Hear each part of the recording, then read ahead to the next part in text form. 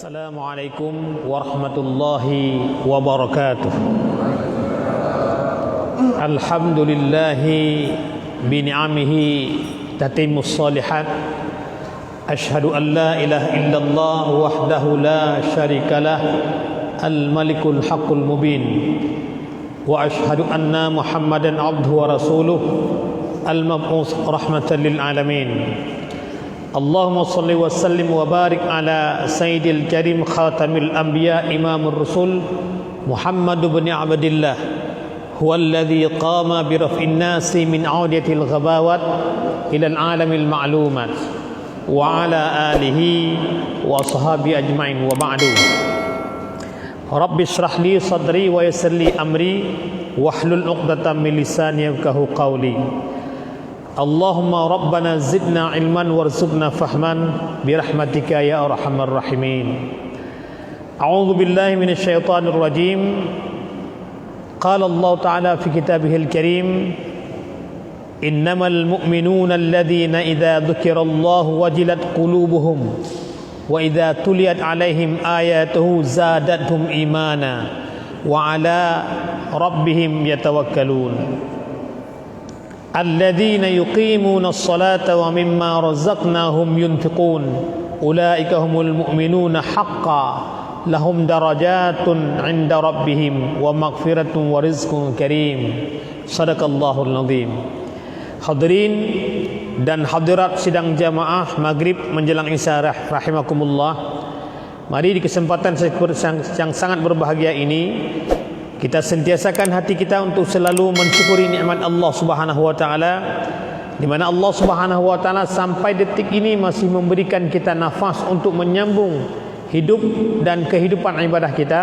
Allah Subhanahu wa taala sampai saat ini masih memberikan kesempatan, kesehatan dan kemampuan kepada kita, sehingga dengan 3 pilar ini kita mampu menggerakkan seluruh anggota jawarih kita, anggota tubuh kita, dari rumah kita cukup sederhana ke tempat yang cukup mulia ini, yakni rumah Allah Subhanahu wa taala, guna kita melaksanakan salat maghrib secara berjamaah dan kemudian dilanjutkan dengan ta'lim ba'dal maghrib.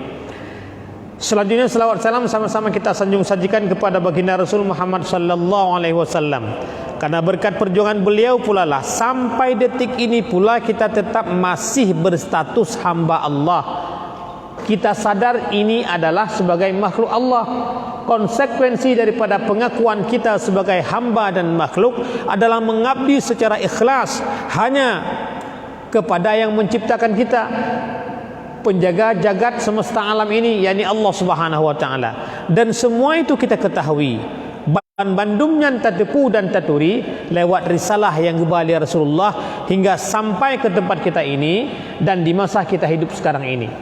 Maka perbanyaklah selawat kepada Rasulullah sallallahu alaihi wasallam sebagai bentuk rasa syukur kita, terima kasih kita atas apa yang Allah berikan kepada Rasulullah dan apa yang telah dibawa oleh Rasulullah sehingga kita tetap tercerahkan dalam bentuk keimanan, tercerahkan dalam bentuk keislaman, pun tercerahkan dalam ketakwaan kita yang tinggi pada Allah Subhanahu wa taala. Hadirin dan hadirat sidang jamaah maghrib menjelang isya rahimakumullah. Dalam surat An-Anfal, Allah Subhanahu wa taala melukiskan tentang 5 sifat bagi mukmin yang sempurna, bagi mukmin yang sebenar-benar mukmin. Ulaikal mu'minuna haqqa. Merekalah mukmin yang haqqa, mukmin yang sebenar-benarnya. Karena konsekuensi dari mukmin yang sebenar-benarnya, kata Allah Subhanahu wa taala, lahum darajatun 'inda rabbihim. Mereka memiliki derajat yang tinggi di sisi Tuhan mereka, yakni Allah Subhanahu wa taala, wa maghfiratun, dan kemudian mereka juga mendapatkan maghfirah Allah, mendapatkan kampunan dari Allah Subhanahu wa taala, wa rizqun karim, dan mendapatkan rizki yang agung, rizki yang besar, rizki yang mewah dari Allah Subhanahu wa taala. Ini konsekuensi dari seorang mukmin yang sebenar-benarnya. Makanya dia ada 5 karakteristik bagi mukmin yang sebenarnya, bagi mukmin yang haqqa tersebut. Maka Allah memulai kalimatnya dalam surat Al-Anfal ayat yang kedua dengan kalimat innamal mu'minuna. Jadi kalau kita belajar bahasa Arab, makna innama tersebut adalah satu-satunya, tidak ada lain dia. Jadi kalau kita mengatakan kepada seseorang yang kita cintai, misalnya kekasih kita, jadi kalau dalam bahasa Arab kalau kita menggunakan kata innamanya, innama ana muhibbul laki ya habibati, misalnya seperti itu. Sesungguhnya aku benar-benar mencintaimu wahai kekasihku. Maka ketika kita menggunakan kalimat innama tersebut, maka dia satu-satunya yang kita cintai. Tidak ada wanita lain yang menjelma dalam batin kita. Tidak ada perempuan lain yang datang untuk mengorek dan sekaligus menggoda kita. Tidak kita terima tersebut. Mengapa? Karena kita menggunakan kata innama, maka satu-satunya yang kita cintai adalah dia, kekasih kita. Nah, di sini Allah menggunakan innamal mu'minuna. Sesungguhnya benar-benar orang-orang mukmin tersebut satu-satunya hanyalah. Jadi hanyalah tersebut 5 orang ini. Yang pertama, alladzina idza dzukirallah wajilat qulubuhum. Yang ketika disebut nama Allah maka bergetar hati dia. Ketika asma Allah tersebut didengungkan dalam telinganya, maka gempar hati dia, gemuruh hati dia.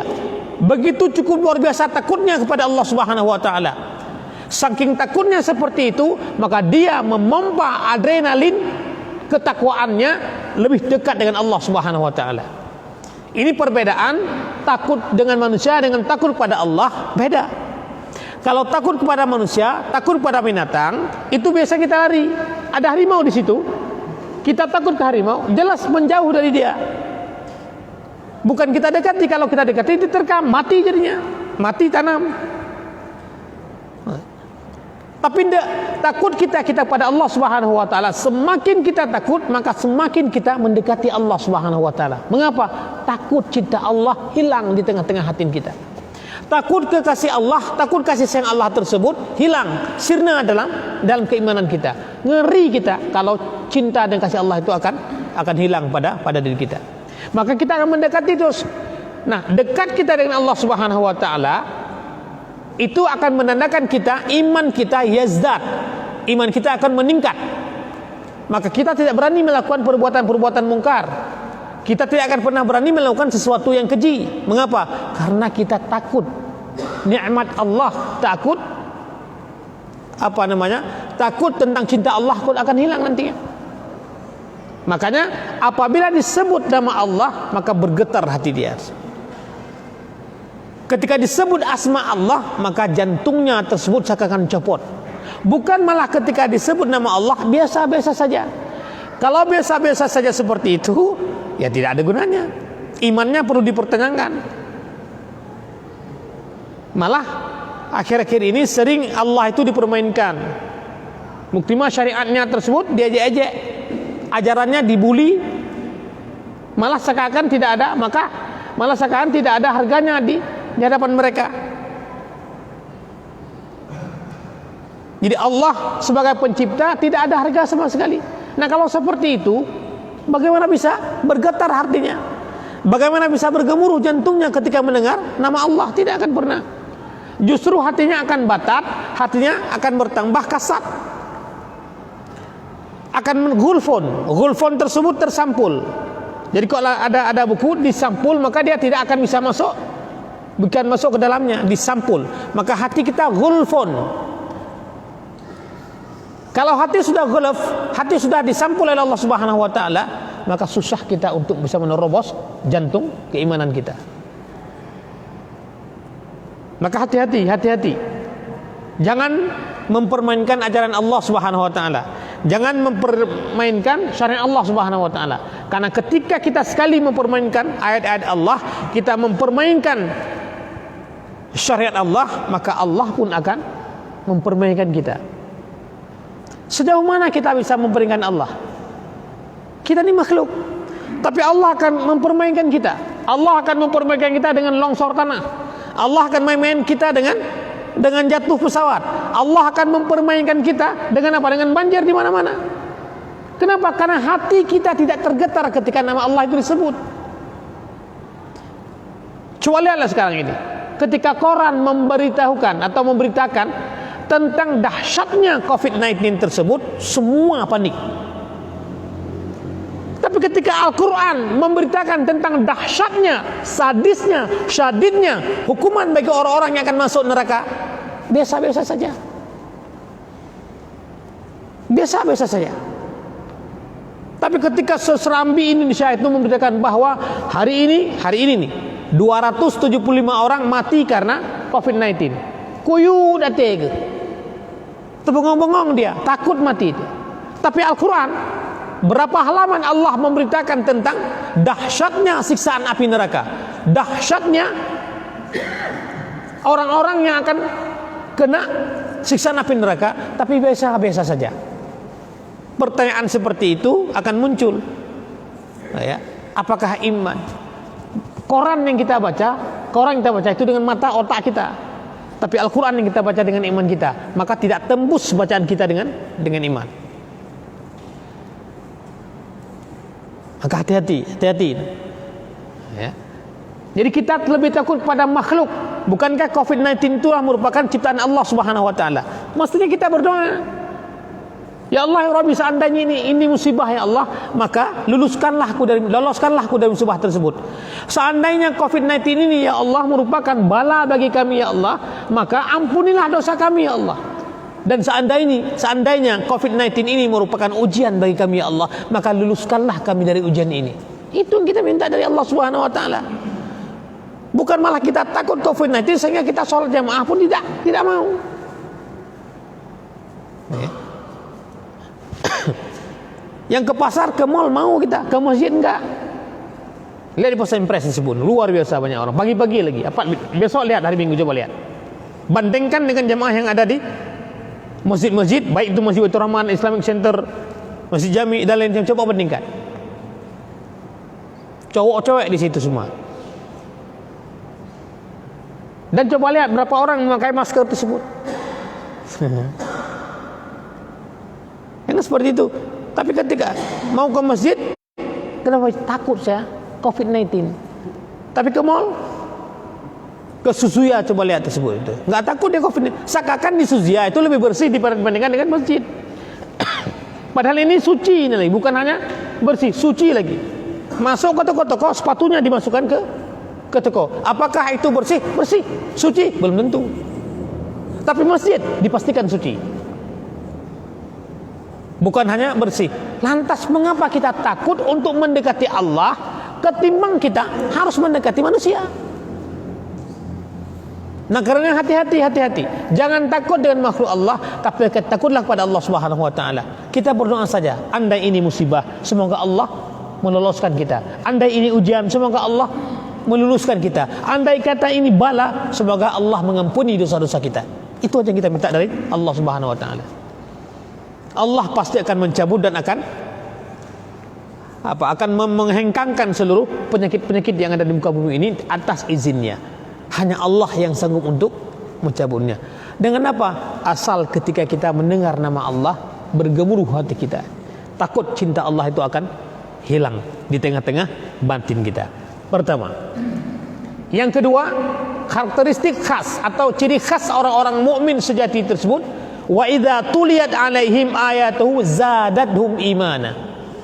Apabila dibacakan ayat-ayat Allah Subhanahu Wa Taala, maka bertambah-tambah iman kepada Allah Subhanahu Wa Taala. Ayat Allah ini ada dua macam. Yang pertama ayatul kauliyah dan kedua ayatul kauniyah. Ayat kauliyah dalam satu riwayat mengatakan 6.666 ayat yang kita baca. Dan itu kita baca. Kita baca. Kadang tidak menganalisa, kita tidak mentadabburinya. Tapi ada ayat yang lebih dari 6.666 ayat, itu disebut dengan ayat-ayat semesta. Dalam masa Al-Qur'annya disebut dengan ayatul kauniyah. Ayat-ayat kauniyah. Ini ayat kauniyah turun dari Allah Subhanahu Wa Taala. Dan mestinya kita harus bisa membaca. Dan itu yang tidak dibacakan oleh kita. Ya. Sangat sekarang Sinabung itu sudah mengeluarkan lava fijarnya tuh 2 km. Bisakah kita membaca ayat Allah tersebut lewat Gunung Sinabung? Simaru sekarang sudah mengalirkan lava pijarnya tersebut. Dan orang-orang sudah mulai mengungsi. Bisakah kita membaca itu? Itu kadang-kadang yang lebih sulit kita baca dibandingkan dengan ayat kauliyah. Ayat kauliah kita bisa baca, yas'alunaka 'anil anfal. Tapi ketika Allah memberikan musibah seperti itu, bisa enggak kita baca? Bahkan kematian yang merupakan ayat yang terakhir dari kauniyah tersebut tidak bisa kita baca, maka tidak ada lagi ya ayat. Tidak ada lagi pengetahuan, tidak ada lagi pengajaran. Kenapa? Kafa bil mauti wa'iza. Cukuplah mati itu sebagai pengajaran. Kalau mati yang kita datangi setiap orang yang mati dan kita cuma melihat saja, tidak bisa mengambil pendidikan di situ, kita tidak bisa mengambil ibrah daripada kematian tersebut bahwa kita akan kembali dan kita akan seperti itu, maka tidak ada lagi pendidikan, tidak ada lagi pengajaran itu. Habis semuanya. Kenapa? Batin kita, hati kita betul-betul sudah ditutup oleh Allah Subhanahu wa taala. Nauzubillah. Nah, karenanya bacalah Al-Qur'an ini. Sambil kita juga merenungi apa yang Allah berikan lewat alam semesta ini. Ketika Allah memberikan longsor atau banjir misalnya, kita harus bisa baca. Ya. Karena tidak ada musibah ini yang bukan atas izin Allah Subhanahu wa taala. Tapi juga kita harus bisa baca mengapa ini bisa terjadi. Apakah ini banjir itu hanya gara-gara memang hujan semata? Tidak ada ulah tangan manusia. Berapa banyak itu gunung-gunung tersebut yang sudah ditebang kemudian tidak ditanam kembali sehingga dia menjadi gundul. Nah, gundulnya gunung seperti itu penyebab terjadi banjir. Itu kan logika manusia dan itu benar. Dan Allah memberikan wacana kepada kita, memberikan ayat kepada kita, tanda-tanda kepada kita agar kita paham. Dulunya kalau kita lihat kurung bataili, kurung tingkem, kurung lotukon dan kurung pathe, kurung pesangan tersebut, walaupun besar airnya waktu kecil-kecil kita tersebut, kecil-kecil saya jarang kotor airnya tersebut, jernih. Bahkan batring ide, batring ide ba hilir je, ide mantang jerah. Tapi jangankan batring, bak tentang hanalena. Ditebang oleh manusia. Kan bima kasabat aidin nas. Inilah akibat daripada tangan-tangan manusia, tangan-tangan jahil manusia. Maka hati-hati. Di samping kita membaca kitab Allah Subhanahu wa taala berupa Al-Qur'an ini, tapi kita pun harus bisa mengambil ibrah daripada ayat-ayat semesta Allah Subhanahu wa taala. Makanya Al-Quran ini kadang-kadang imam kalau di Arab ketika membaca berhubungan dengan ayat-ayat neraka, berhubungan dengan ayat musibah, berhubungan dengan ayat kematian, kadang-kadang sungka dia ketika membaca ayat tersebut sampai menangis, dekli ke. Dia bukan menangis tapi dekli ke. Tertangisi, kenapa? Karena dia takut. Ya. Ketika dia bayangkan ketika dia bayangkan inna lillahi wa inna ilaihi rajiun, saat itu nggak bisa dibayangkan sama dia tersebut. Betapa cukup luar biasa dahsyatnya kematian tersebut, sehingga ketika dia baca ayat, imam baca ayat, sehingga dia mengulang-ulang itu. Tidak sampai. Kenapa dia sampai? Karena dia nafasnya, jantungnya seakan berdetak, tidak sampai lagi nafasnya seperti itu. Saking dia pahami apa yang dia baca. Lah kita, ya. Makanya kita yang sudah tua-tua, ba'da subuh tersebut, di samping baca-baca ini, baca artinya di samping ini, agar kita paham. Jangan seperti anak-anak SD baca, anak SD baca memang. Baca dia memang. Karena dia baca, tapi dia nggak tahu. Nah, kita harus tahu maknanya. Sehingga yang kita baca tersebut itu bisa kita aktualisasikan dalam kehidupan kita sehari-hari. Jangan seperti beu, sacanya tiung. Tiung bisa dia ikuti dia, hafal dia.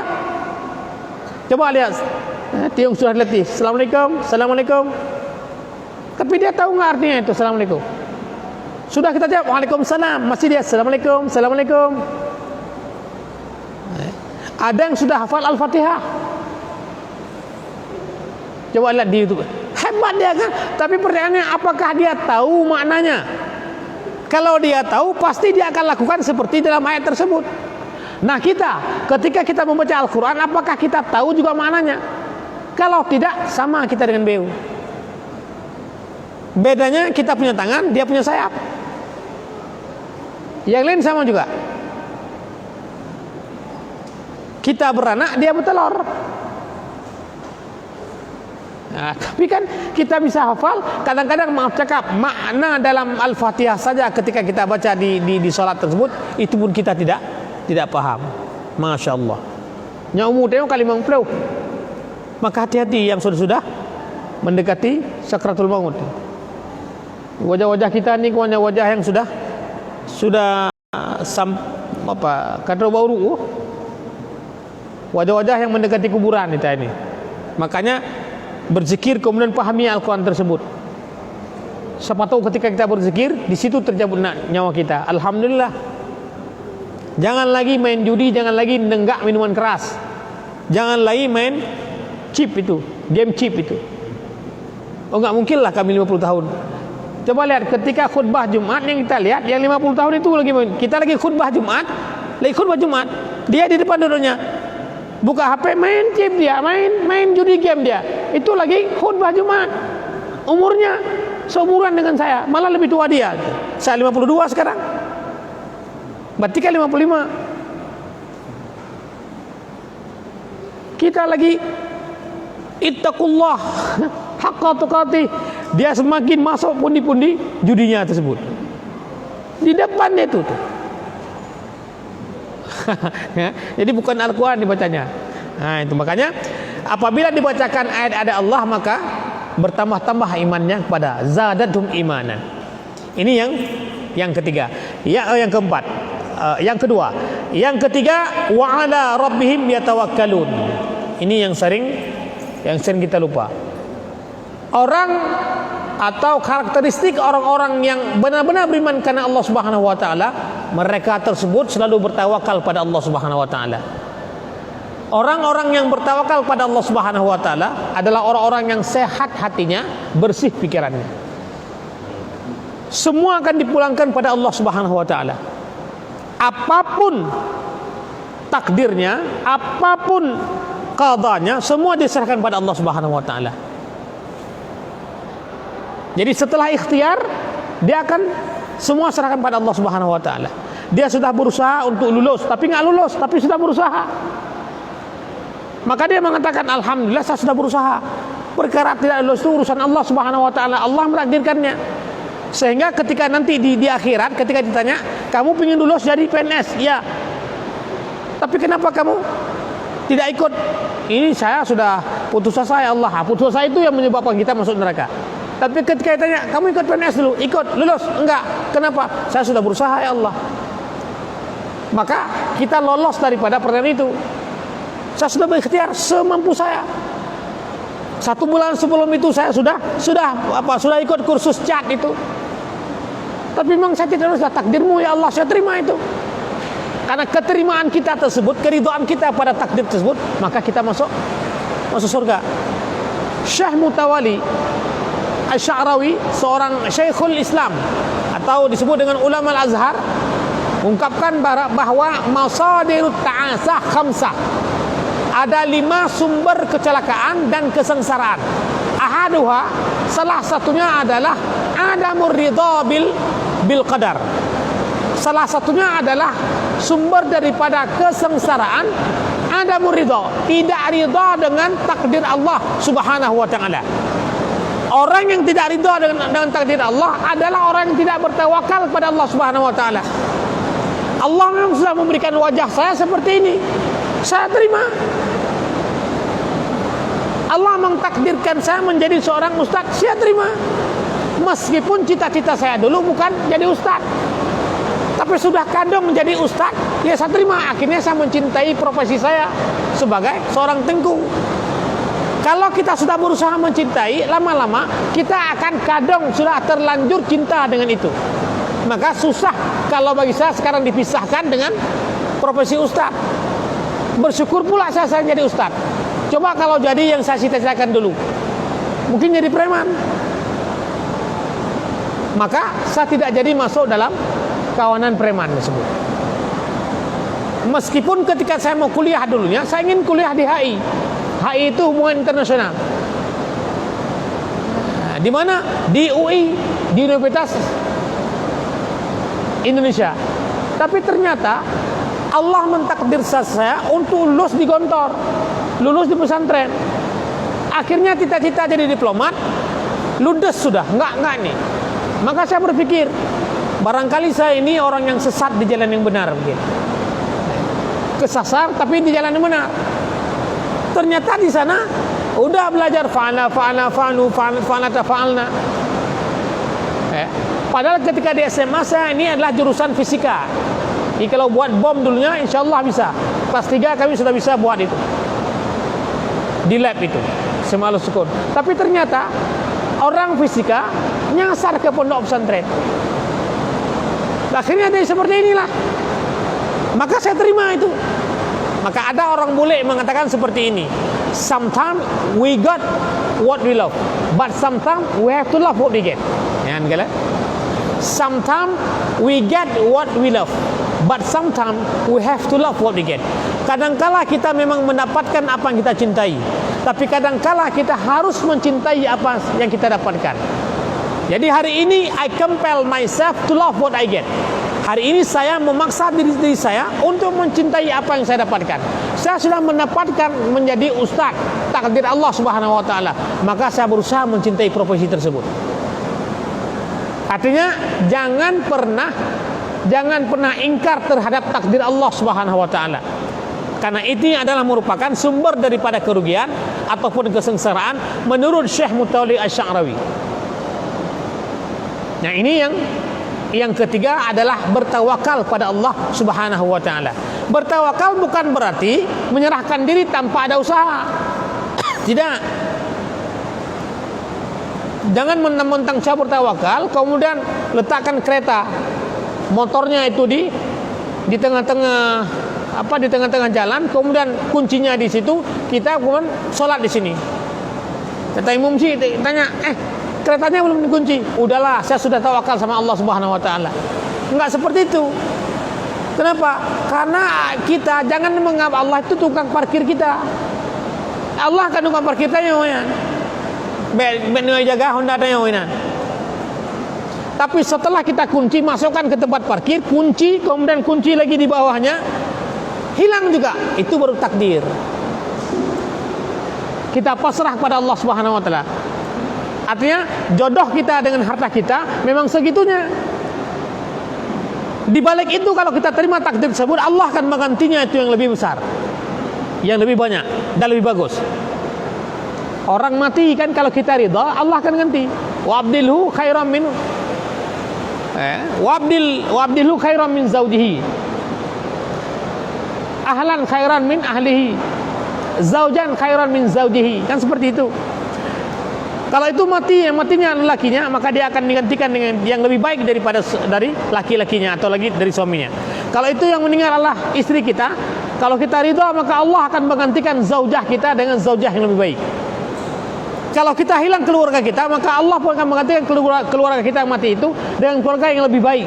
Bisa jadi ketika walau nggak nampak di bumi, di akhirat Allah akan tampakkan di sana. Atau dengan keluarga itu akan dijadikan lebih baik lagi dari apa yang kita idamkan. Maka bertawakallah pada Allah Subhanahu wa taala. Ini yang ketiga. Ciri khas yang keempat, alladzina yuqimuna shalah. Orang-orang yang menegakkan salat. Ingat, yuqimuna shalah, bukan ya'maluna shalah. Yang menegakkan salat, bukan yang mengerjakan salat. Orang-orang yang menegakkan salat mencari substansi daripada salat itu sendiri. Apa substansinya? Substansi salat adalah tanha 'anil fahsya'i wal munkar. Apa makna tanha? Mencegah kita daripada perbuatan keji dan perbuatan mungkar. Yang kita kerjakan ini tadi itulah bentuk gambar daripada ibadah kita kepada Allah Subhanahu wa taala. Bentuknya seperti itu, modelnya seperti itu. Karena model seperti itu yang dipraktekkan oleh Rasulullah sallallahu alaihi wasallam. Tapi substansi daripada salat tersebut bukan itu. Apa? Tanha, mencegah kita dari perbuatan mungkar dan keji tersebut, mendekatkan kita dengan Allah Subhanahu wa taala. Kalau setelah kita sholat maghrib, kemudian dilanjutkan dengan ta'lim, dilanjutkan dengan isya, setelah itu belum sampai serambi kita sudah fitnah orang, belum sampai ke seramo masjid tersebut kita sudah ghibah orang, kita sudah apa bilang-bilang untuk orang, disangkakan kalau tidak ghibah satu hari nggak sedap hidup ini, nggak sepertinya.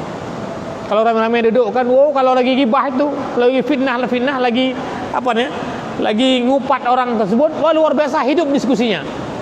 Habis ghibah, habis apa nih fitnah, habis upat urung kabeh. Kalau kayak dia lepakan kabeh kita upat, kayak dia wajib ile. Jadi saya katakan diskusi kita hidup kalau ada upat, kalau ada fitnah. Kalau seperti itu, untuk apa kita sholat? Apa makna sholat? Apa artinya sholat? Sementara kita belum tercegah dari perbuatan mungkar dan perbuatan keji.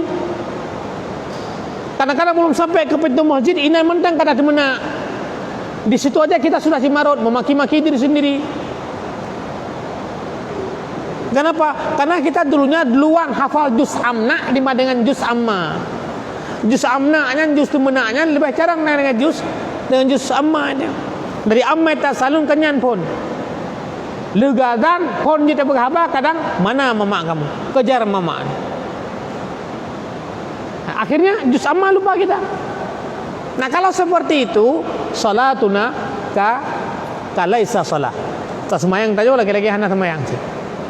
Ya, makanya di situ disebut dengan yuqimunas shalah, menegakkan salat bukan hanya dalam bentuknya tapi juga di luar bentuk salat, di luar kita, di luar di masjid, di luar menasah, di luar ta'lim juga kita tegakkan salat tersebut.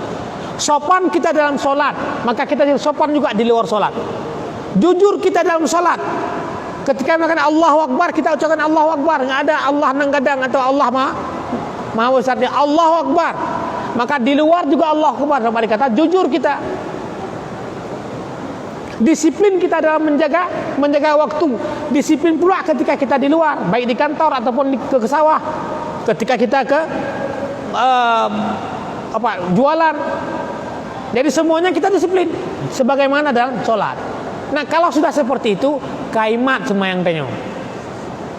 Jadi itu yang disebut dengan yuqimunas shalah, iqamatus shalah. Kamat tanyo. Kamat gitu gak? Jadi bukan imal, bukan buat. Tapi aqimus shalah, bukan imalis shalah. Penegakan salat tersebut bukan hanya di dalam masjid, bukan hanya di dalam rumah, bukan hanya dalam menasah, tapi juga di luar itu semuanya kita tetap tertegak nilai-nilai salat tersebut. Nah, maka bicara kita pun itu akan hati-hati. Maka kenapa Rasulullah itu menyuruh kita untuk dawamul wudu, agar wudu kita tersebut itu abadi dalam tubuh kita, agar kalau ada wudu itu biasa terhalang kita untuk bercakap-cakap yang kotor, bercakap-cakap yang tidak benar.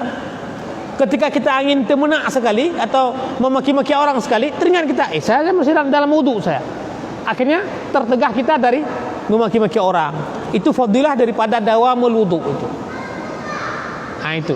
Tapi Ustaz, saya sholat, tapi nggak nyaman saya sholat Ustaz, nggak tenang saya sholat Ustaz, malah hidup saya nelangsa, hidup saya itu gelisah terus saya. Itu jangan salahkan sholat dulu. Barangkali ada elemen-elemen penting dalam sholat itu yang tidak terpenuhi.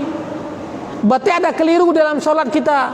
Bisa saja Al-Fatihah yang kita baca tidak benar. Mencoba biasanya kalau orang Aceh, tanya orang Acehnya, sin susah untuk ucap sin, tanpa sengaja terucap sa. Cobalah orang Aceh bicara bahasa Indonesia, bahasa Melayu. Sudah sejak dulu saya katakan sama dia, jangan kejar-kejar saya dia. Tapi tetap saja dia kejar saya. Ya sudahlah, tetap sa pakai. Ya. Maka ketika misalnya dia ngaji misalnya, bismillah kan bis. Coba lihat orang kampung tuh. Di sini nggak ada. Yang ada cuma satu orang saja. Itu pun untuk bibit saja, untuk bijih. Bismillah. Bis kesalahannya. Padahal makna ismon dengan ismon berbeda artinya.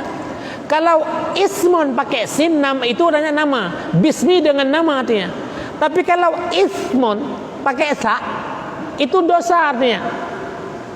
Jadi bismi dengan dosa. Nama Allah depannya. Bismillah dengan dosa Allah. Kata Allah berdosa. Tapi suaranya mantap kali Ustaz. Walaupun mantap suaranya, kalau itu salah tetap salah. Bismillahirrahmanirrahim. Bismillah. Salah. Dengan dosa-dosa Allah yang Maha Pengasih lagi Maha Enggak salah. Tapi walaupun suara kita enggak bagus tapi fasih. Bismillahirrahmanirrahim. Tetap itu yang betul. Nyepu teman lagi orang azan. Orang azan ketika biasanya apabila ta marbutahnya bisa mungkin ta bolanggoi. Ya, ta marbutah tersebut kalau diwakafkan itu akan menjadi ha mana? Ha dalam mana? Maka kita lihatlah orang azan kan. Hayya 'alas salah.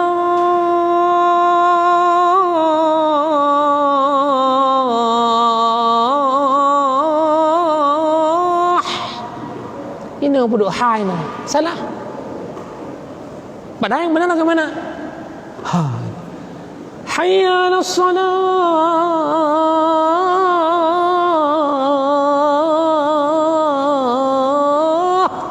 Betul. Karena ta bolanggoi. Apabila diwakafkan dia berubah menjadi ha di mana? Ha ba'da dada. Maka makar itu penting. Ini biar bagus adanya lagi dibuat-buat actionnya. Hayya 'alal falah. Kalau dalam kaidah tasdid apa? Ketika tanpa tasdid satu sebut maknanya sudah berubah. Falah itu namanya petani. Jadi yang kita panggil adalah petani saja yang sholat. Maka pejabat nggak sholat. Kenapa? Bilang itu saya nggak mau. Kenapa? Yang nggak dipanggil saya, yang dipanggil adalah para petani. Kepala dinas nggak usah. Makanya yang pas, walaupun nggak bagus. Hayya 'alal falah. Hayya 'alal falah.